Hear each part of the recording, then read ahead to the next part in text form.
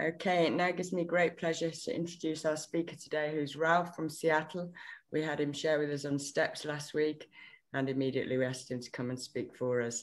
So it's over to you, Ralph, for up to 50 minutes, or as long as it takes. John will give you a warning when you're up to 45 minutes. The floor is yours. We all set? Yeah. All right. Hi, everybody, and thank you for the honor of sharing some thoughts with you this morning. This morning here, and of course it's different where some of you are. I do a little writing, and I wrote a couple of books, and then I had about 5, 6 articles in the Grapevine, and the one I had in June, just passed last month's Grapevine, was titled "The Long Straw." And here, I'm not sure that you would do it necessarily where you live, but when we were young, when we were something to be decided, we would draw straws. And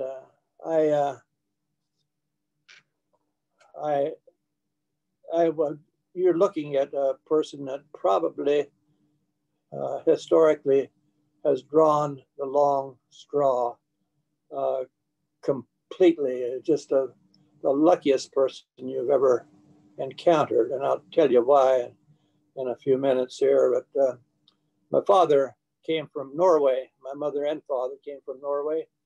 And so, as many of you know, the Norwegians and Irish and some people, we didn't have alcohol very long, and a lot of alcoholics.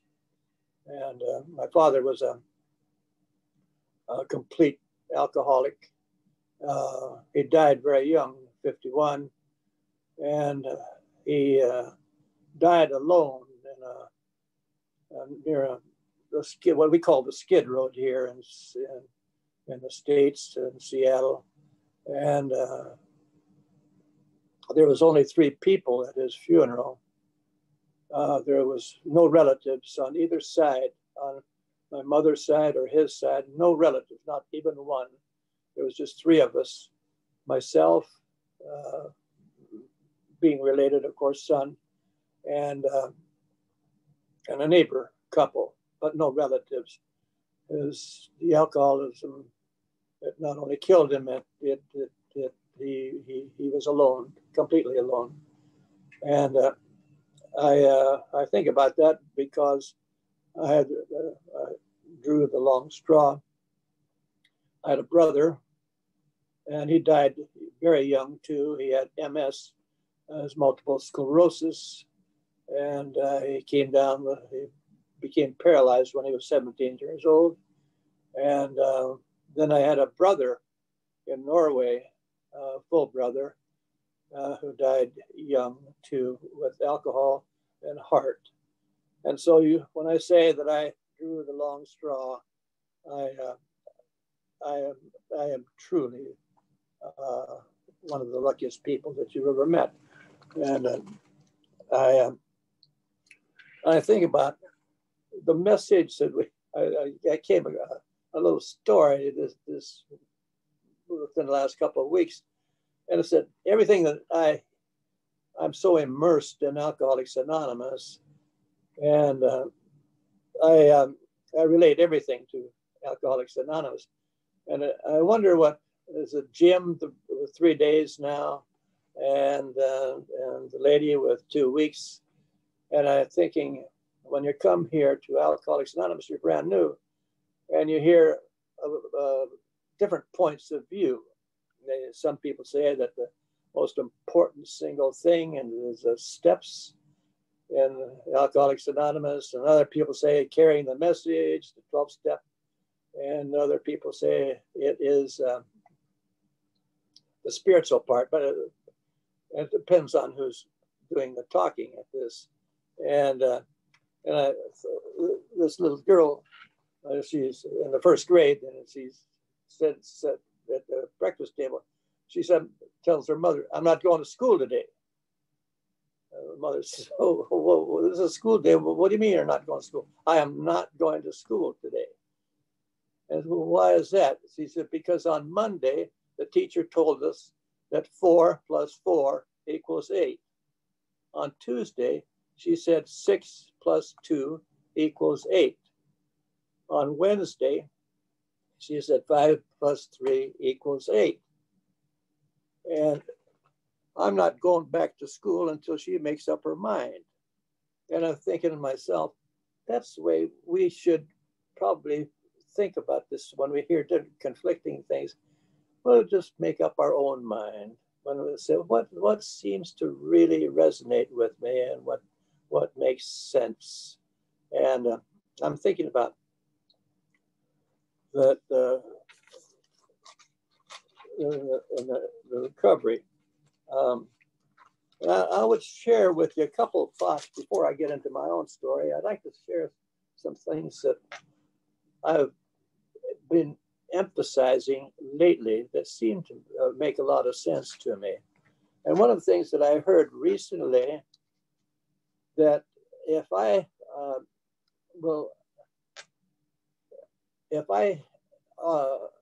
would start to stop thinking of myself, I would be able to be happy. The only way I'm ever going to be happy in my sobriety is if I stop thinking of myself.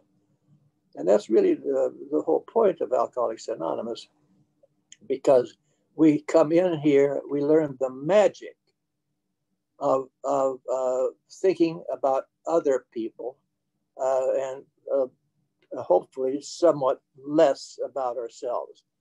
The best way I can get peace of mind and happiness is to stop thinking of myself. And and somebody else had something I picked up, and I realized that I got some problems up here in my head, and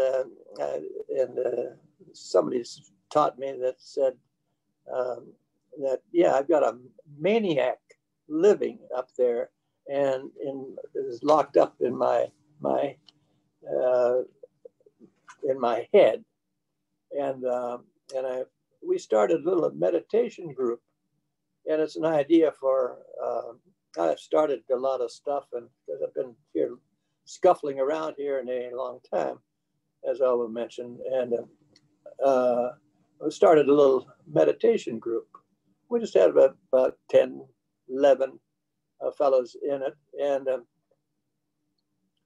and we've focused on step 11, sought through prayer and meditation to improve our conscious content. And we just, anyhow, it's kept going.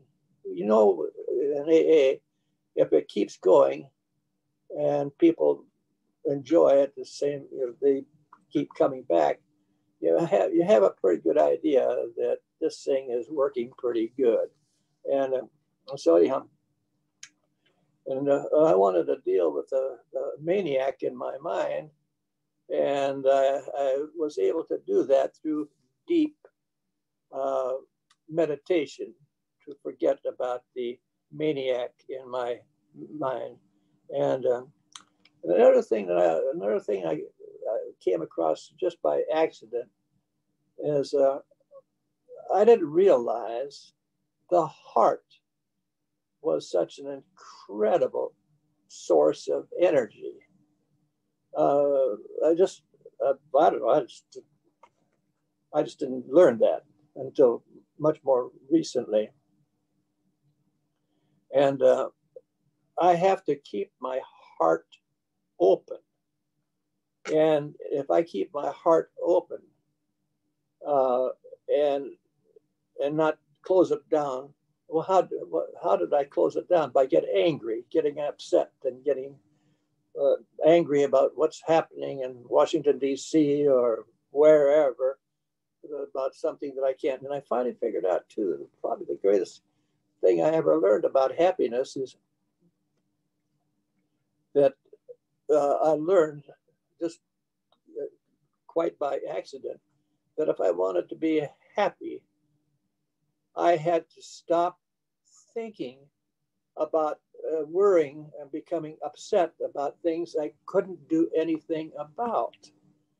And that's, you see, all of these beautiful things that I've learned, that's the serenity prayer. God grant me the serenity to accept the things I cannot change.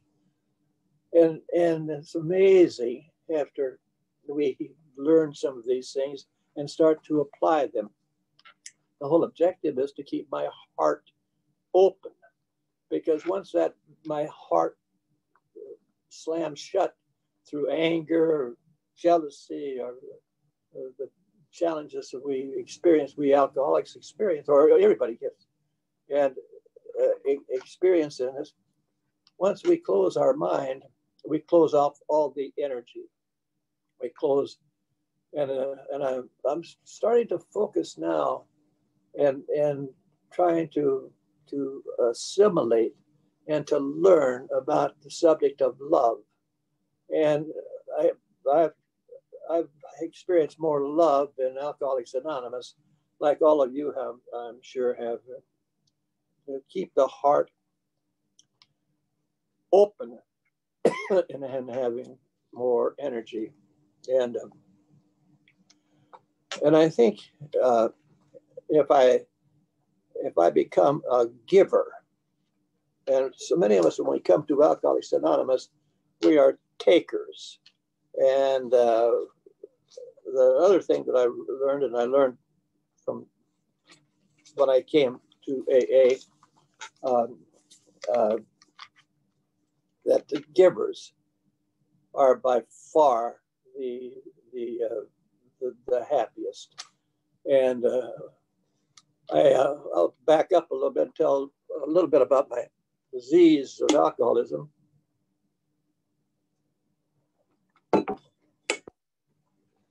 When I graduated high school here, I was 18 years old. I immediately went to a neighboring state, to Idaho. And the reason I went there when I was 18 years old, as soon as I graduated high school, I was working, I got a job over there, because you could drink legally in the state of Idaho at 18 years old. And I was 18 when I graduated high school. And I already had a problem with alcohol. I won't go into it then. And but I continued with this alcoholism. And I was stationed here, and I joined the Navy when I was 19, came back to Seattle and joined the Navy. And I was stationed at one point on a battleship, which is one of the biggest ships that we have here in our fleet. And I came back to work, back to the ship from Liberty, and I was drunk, and I mean, seriously drunk. Well, on a battleship, most Navy ships, as a matter of fact, they don't have stairways, they have ladders between decks. And I came back, and one of the guys told me the next day, he found me there at the bottom of the ladder. I'd fallen from one deck to the next deck down on a misstep on the ladder, and hit my head. And there was an empty bunk there that wasn't being used, and I climbed into that. So when I woke up the next morning, well, my face and head was all bloody, and the pillow, there was an empty pillow, and an empty bunk was stuck to my head. You'd think you start to get the picture a little bit, but it didn't seem to register at all with I was drinking too much, and I didn't even think about the fact that I may following right into my father's footsteps, and as an alcoholic. And I continued in I went, but I found one of the things now, alcohol, starting at age 21, became a real problem, a real severe problem, because I was getting in trouble. And I was stationed on that battleship, and I was pretty good duty. They found a way to transfer me out of there. And they transferred me to a patrol squadron and naval aviation. And they transferred me to one of the best duty stations in the United States Navy worldwide. Good food, good liberty, good working conditions. Every 6 months, you would go overseas for 6 months to come back. It was just absolutely a wonderful. And there was 5 of us in the same rate in the Navy. And I was the last one in. And when somebody had to be transferred out, rotated out, they always took first in, first out. In this case, I was the last one in. And the chief came to me one day and he says, Ralph, he says, listen, we know that you're the last one in, but there is a billet open in Guam, out in the Marianas Islands. And if you will go, we'd like to transfer you, which was a very nice, gentle way of saying, you're not welcome here anymore. We're tired of your stuff. We're tired of your nonsense. We're tired of your drinking. We're tired of your drunkenness. And he says, would you go? Well, I was a bad alcoholic, but it doesn't take a Rhodes Scholar to figure out when you're not wanted. You might as well, if you're not wanted, you might as well keep moving. So when I kept moving, we got off the battleship and they got rid of me there. Then they got rid of me in the squadron and they sent me to Guam in the Marianas Islands. And Guam was the least, there was about 3 or 4 places in the world that the enlisted men did not want to go. One was to Adak up in the Aleutian Islands, way up north in Alaska, and another place they didn't want to go was to Guam, and for both for the same reason, because anyhow it was not good duty. And so they sent me to Guam in the Marianas Islands. And I was out there for about 24 hours. And on the second day on Guam, and I'm checked into the barracks, and I'm going to work. I've got a job there. But I was passed out during working hours on the lawn out in front of the barracks. And they wrote me up, but I went up to see the captain. And sure enough, he gave me some restriction, and that was my introduction to Guam. It was my introduction to the captain, and I started all over again. And I stayed out there for a year and a half. Well, by this time, I'd been in the Navy for 3.5 years. I was not planning on making it in my career. I was engaged to a strikingly beautiful woman in Seattle, and I was planning on going back to the United States and going to university under the GI Bill, and I was not planning on staying in the Navy. So it came out that I was supposed to rotate back to the United States for my last 6 months and then be discharged. Pretty straightforward. And the Navy said, no, you only had 6 months left to go, Ralph. He says, the guy in personnel said, you only have 6 months left to go. We're going to extend you here on Guam. for another 6 months, and then send you back and discharge you then. However, if you would like to go back now, and if you will extend in the Navy for 1 year, and if you're chosen for this new program, we'll ship you back to the United States. And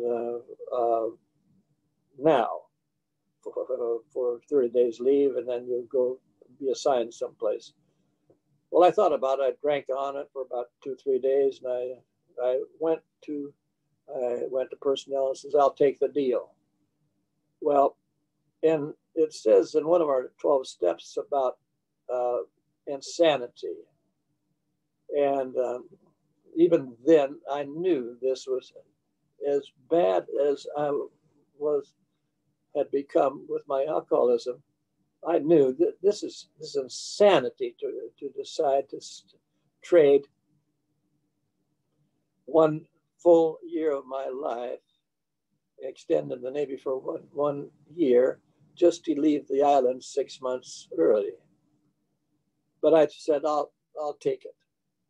And out of all the guys that shipped over, or the good that had the same rate, they were all lifers. They were wonderful, dear friends, but they were going to make the Navy their career. And so they agreed to extend, and they agreed to this deal.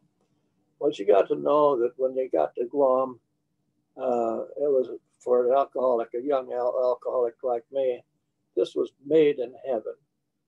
Canadian VO was $1.20 a fifth. Canadian Club was $1.20 a fifth.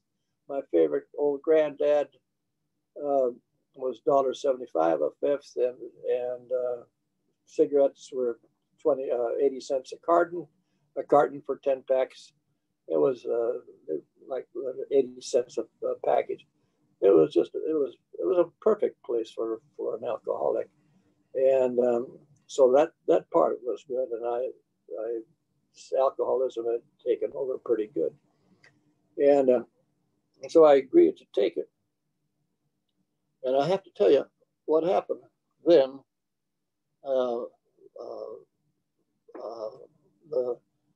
My shore duty came in for California, and what I was going to do, we came in on a Thursday, and they said, you're going to check out tomorrow, go to the Naval Air Station and fly out, take the first flight out to the United States. You get 30 days leave, and then you'll be reassigned in California. I said, okay. I knew I had made a bad deal in a sober moment. This is insanity. And I said, okay, we gotta go. I made the deal, and we're going to stick to it, to my word. And sure enough, but I was also, beside a regular job, I was a base movie operator. They paid me $33 a night, and I managed to stay sober during when I had to run the movie. And that night, when I was going to close out the movie, I sold my car. I packed my sea bag. I was ready to go back to the United States, and I was going up the next morning. Friday morning, I was going to go up to the Naval Air Station and fly out to California. And about 9:20, the movie always usually ended pretty close to 9:20. And about the time it ended, the phone rang, and it was a friend of mine. His name a friend of mine that had been on the island for 1.5 years. And he had been there about almost 2 years, but he'd gotten in trouble, and he was a junior seaman on this, even though he had been there for a while, and 2 senior petty officers, and they hatched a scheme, and they were stealing cases of ham and steak and turkey from the supply depot, and they were selling it up the road in Agana, and they caught him. And so my friend, who had the bunk next to me from the day I arrived on the island 18 months before, they court-martialed him, and then they had a trial, and they sentenced him to federal penitentiary back in the United States, and they had to do all the paperwork for all three of these guys, but all three were going to go to a federal penitentiary. And so he was just waiting, and he says, Ralph, you aren't going. He was on the phone, 9:20, Thursday night. He says, you aren't going to believe this, Ralph, but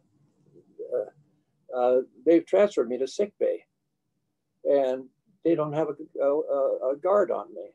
Why don't you come and get me, and we'll go up the road and have a few drinks. I said, sure. Oh, yeah, I will. I'm going home in the morning. And he's going to federal penitentiary. And yeah, of course I'll. And so that's how crazy I had become, lack of common sense. And so we went up the road. We drank there for about three and a half hours. We're coming back. We pulled into a drive-in. Now it's about 1 o'clock in the morning.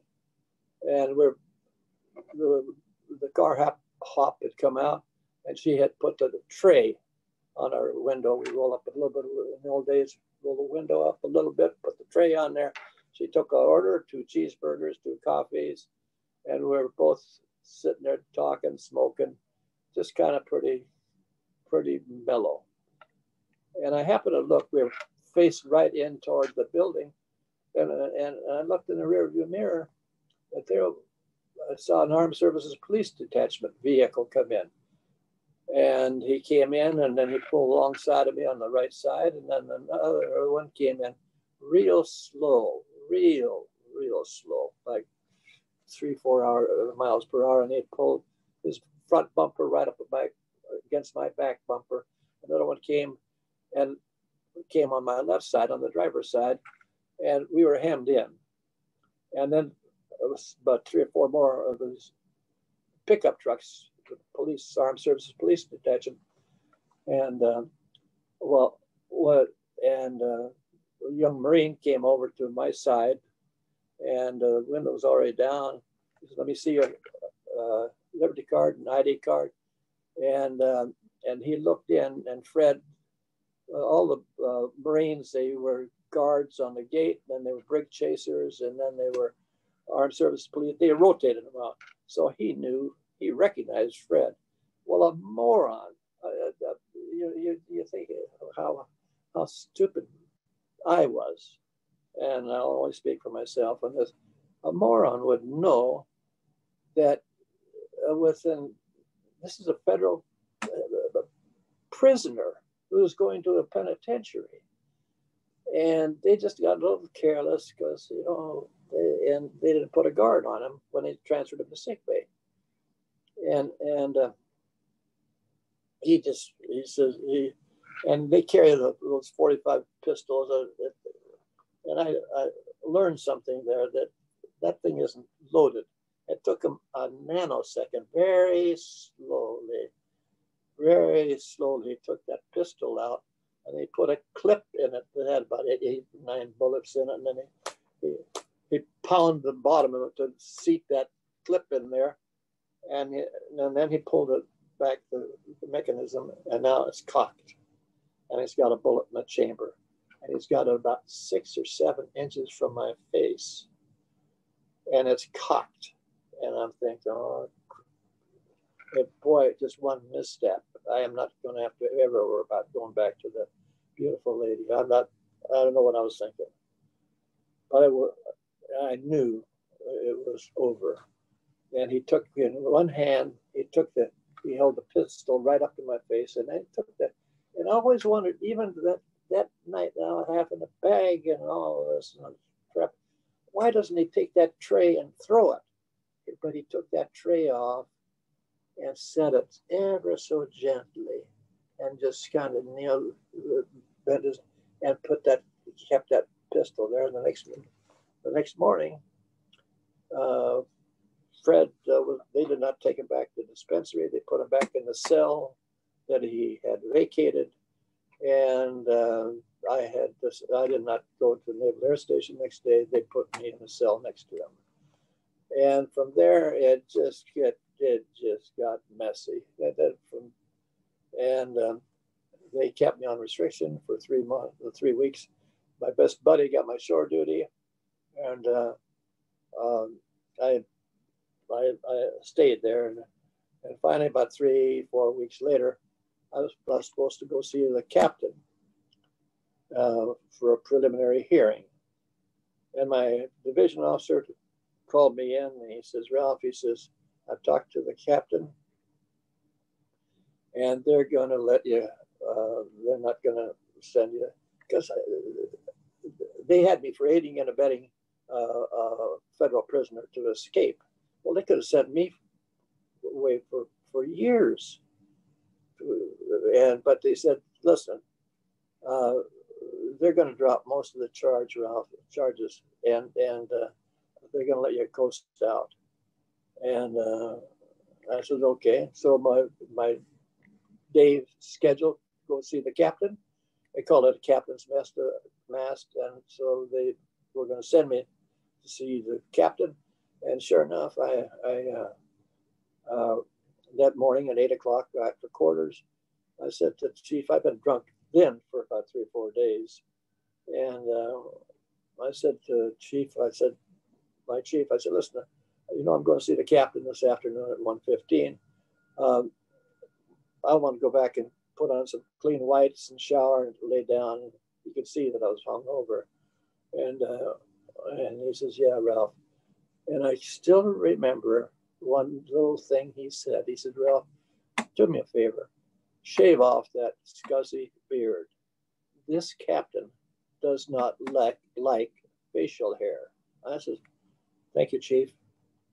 But instead of going back to the barracks, now it's 8:15, 8:20, I go down to a little village, and I sit there drinking until about 11:50, drinking straight whiskey and smoking and just being a nuisance. And about a little after 11, I said, "Hey, listen, guys, a couple of guys I was drinking with, I got to go back and lay down and put on some clean whites and go see the captain." And so I started back onto the base. I was on in the village and drinking, and I'm drunk. And I'm coming through the Marine gate, and the Marine flagged me through. I had a sticker on the window, and he flagged me through. I swear to this day, he flagged me through. Later testimony at the trial said he did not flag me through. And there happened to be another Armed Services Police Detachment vehicle right behind me. Gave me the siren and the blue lights, and just a lot of drama. We're going 3 miles an hour. I go, "Hey, fellas, it's not necessary." And they pulled me over. And so at 1:15, instead of going to see the captain, I'm down in sick bay, and the doctor is determining that I am drunk by their standards. So now they got me for aiding and abetting a general court-martial prisoner to escape and running the Marine gate, drunk driving, and all kinds of charges. And so when I finally did see the captain, again, about 3 weeks after this, that hearing usually took about, I had a number of them. They usually took me about 12, 15 minutes. And the prosecutor would read the charges, and then they go through the dance. And that one took about, I think, maybe 10 seconds. And he says, the officer, the prosecutor, read the charges, and the captain awarded me a court-martial. And so about 3 weeks later, I'm court-martialed and sentenced to hard labor. So I now go back to the brig, only this time they just got tired of my stuff. We alcoholics, people, after a while, the boss gets tired of it, the spouse gets of it. They get tired of our stuff.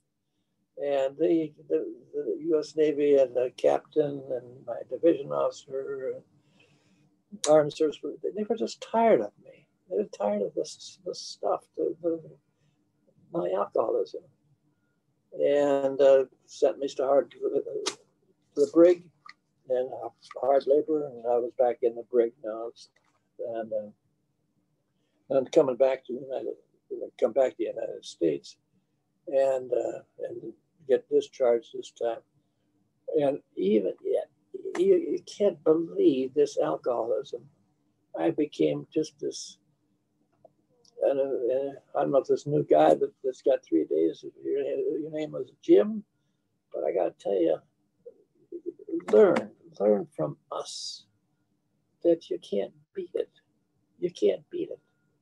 Because what happened was then I only had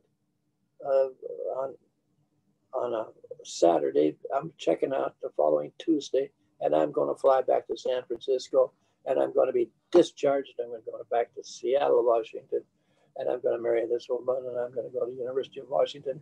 Yeah, and yeah, you know, got to talk about crazy.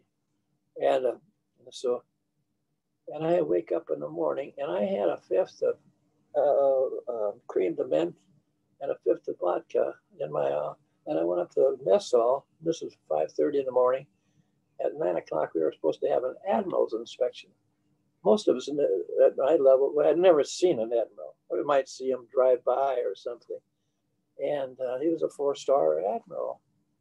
And he was going to come down and inspect us. And then on that Saturday before the Tuesday, I'm going to fly out.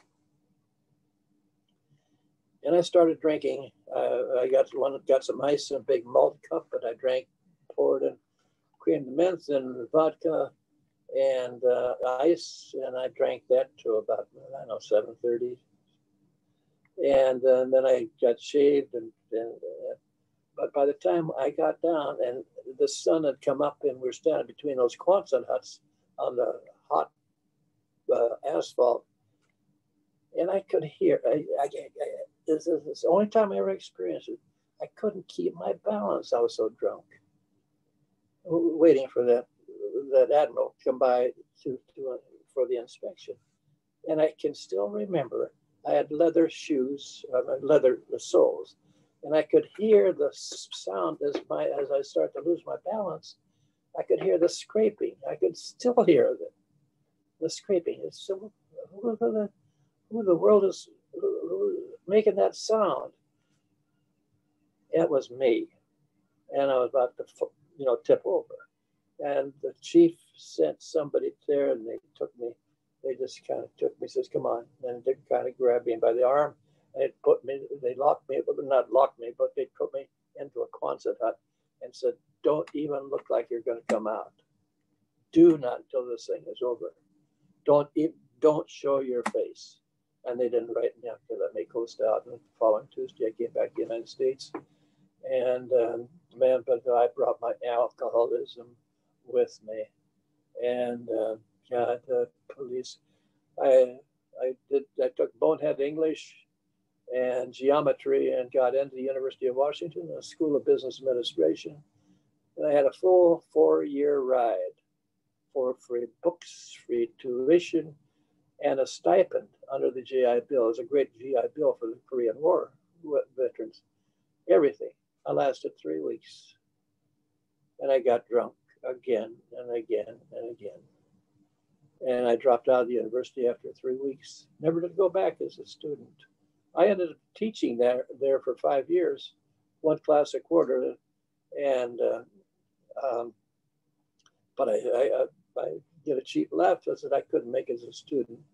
But after I got sober, then I ended up teaching there, lectured in Seattle Pacific University and lectured in 3 different. And so anyhow, I came back and married this woman, and she didn't know what, it took her not very long to find out what she had on her hands. And I started in the University of Washington. I lasted 3 weeks, and I left the full tuition. I left everything on the table, and never to go back as a student. And but my alcoholism, and so when I dropped out of the university, I went to work for a guy named Moses Dinner. And you talk about the long straw. You talk about, because every time I was so incredibly lucky.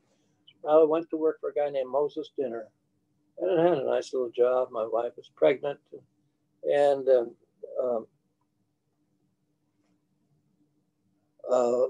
Moses Dinner knew that I was dropped out of university and knew that I was an alcoholic, and he knew that, as a matter of fact, the police had got me one more time. And this time, the judge had given me 18 months in jail.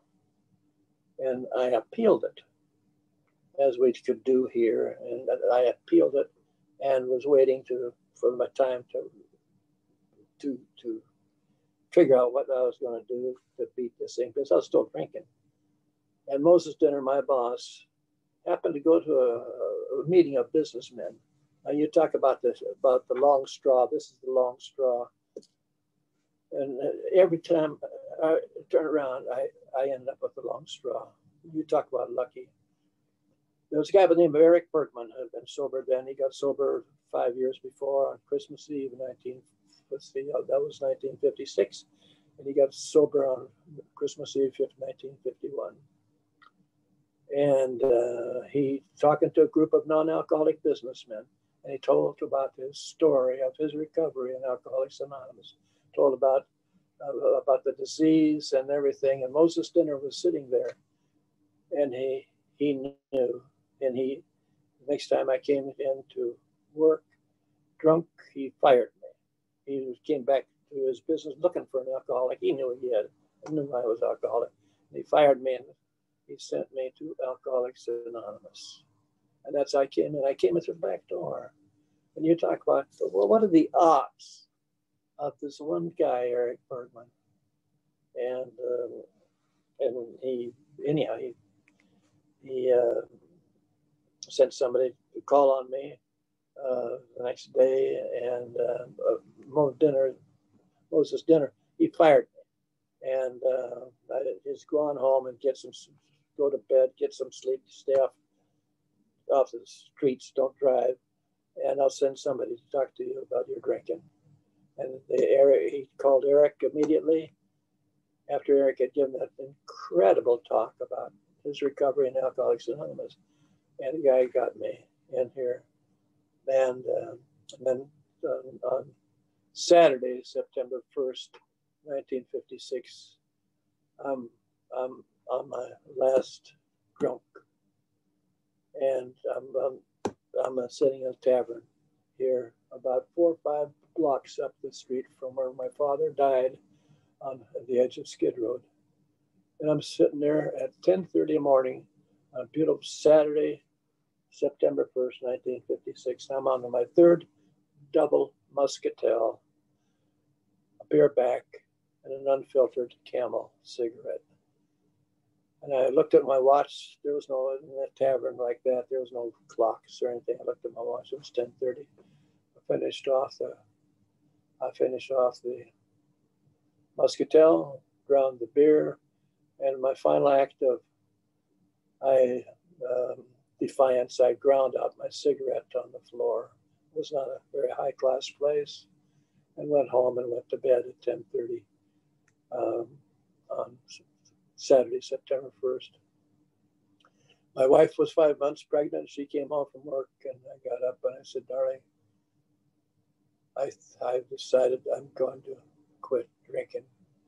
She said, I've heard that before. And I just wish you a lot of luck. Well, I did. And I'll close with something. A lot of people ask me, did you ever meet Bill?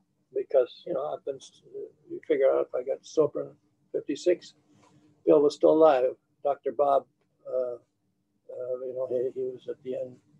No, I never met Dr. Bob, but I met Bill W. I met him in 1963, and I was in New York.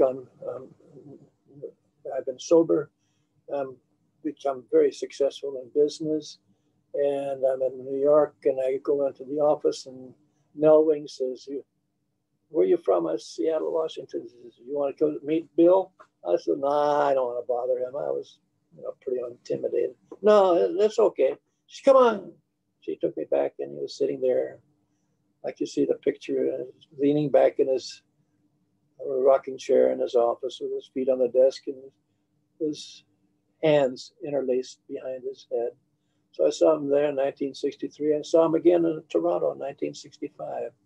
1967, I was a delegate to the New York conference. I spent the General Service Conference, and I spent a week with Bill then. And 1968, Bill and I were on a program. They're the AA meeting on that Monday of the second day of the conference, General Service Conference. And Bill and I were the two speakers for that. So now here is the last thing, a bit of irony in the whole thing. And the man that made that call, arranged my call on me, Eric Bergman, he went on to become a delegate. He went on to become a trustee. And he was sort of a right-hand man for Bill W., but he had a very successful career. But he became the godfather of our oldest daughter, who is going to turn 65. She was born 4 months after I got sober. And she's going to be 65 in December. And he's her godfather. So we were linked very close to my sponsor, Eric Bergman. And he and I were walking after the meeting, and we're walking down, and we come into Times Square in a beautiful April evening, and it's just warm and pleasant April in New York. And Eric stopped, and he said, he looked over at me, and I stopped. He says, "Do you realize what just happened tonight?" I said, "What are you referring to, Eric?" He says, "You and Bill W. were on the same program tonight." I said, "I didn't think much of it at the time, Eric, but I'll probably find an opportunity to fit it into the conversation." And I just did. And I would close with the last thing that I learned from Bill W. He was laying it on down in Baltimore, and he was getting airborne.